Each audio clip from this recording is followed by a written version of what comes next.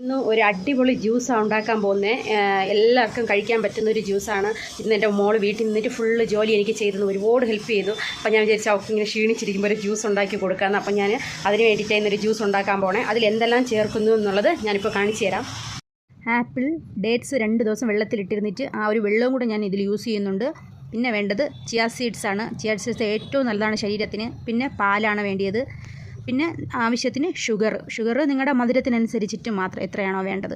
പിന്നെ ഇതെല്ലാം കൂടെ ഒന്ന് മിക്സിയിലോട്ടിട്ട് നല്ലോണം ഒന്ന് അടിച്ചെടുക്കണം. പിന്നെ ഞാൻ ഇതിൻ്റെ കൂടെ കുറച്ച് ഐസ് ക്യൂബും കൂടെ ഇടുന്നുണ്ട്. ഐസ് ക്യൂബ് ഇട്ട് കഴിഞ്ഞാൽ ജ്യൂസിന് നല്ല ഫ്രഷും നല്ല തണുപ്പും എല്ലാം കിട്ടിയിട്ട് ഒന്ന് നല്ലോണം അടിച്ചെടുക്കുക. അടിപൊളി ടേസ്റ്റാണ്.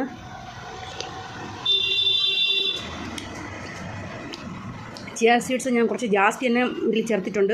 അതിൽ ഫൈബർ, മിനറൽസ് എല്ലാം ഉള്ളതുകൊണ്ട് അത് നല്ലതാണ്. ചിയ സീഡ്സ് എത്രത്തോളം കഴിക്കുന്നു അത്രത്തോളം നല്ലതാണ്.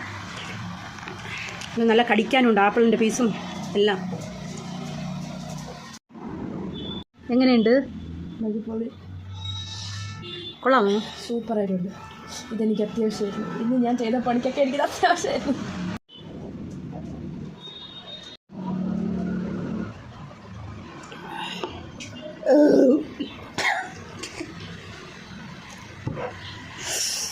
അടിപൊളി ടേസ്റ്റ്. നല്ല ജോലിയൊക്കെ ചെയ്ത് കഴിഞ്ഞതിന് ശേഷം ടയേർഡ് ആയിരിക്കുമ്പോൾ കുടിക്കാൻ പറ്റിയൊരു ജ്യൂസ്. പിന്നെ ആരെങ്കിലും ഉണ്ടാക്കി തരാണെങ്കിൽ ഒന്നുകൂടി ടേസ്റ്റ് കൂടും. അപ്പോൾ ഇതാണ് ഇന്നത്തെ ജ്യൂസ്. നിങ്ങൾ ഇതുപോലെ ഒന്ന് ചെയ്ത് നോക്കണം. ഇതേ ഇൻഗ്രീഡിയൻസ്. പിന്നെ പുളിപ്പുള്ള സാധനം കഴിവതും പാലിൽ ഉപയോഗിക്കാതിരിക്കുന്നതാണ് നല്ലത്. അപ്പോൾ ഇതൊന്ന് ഉണ്ടാക്കി നോക്കിയിട്ട് അഭിപ്രായം പറയണം. Thank you.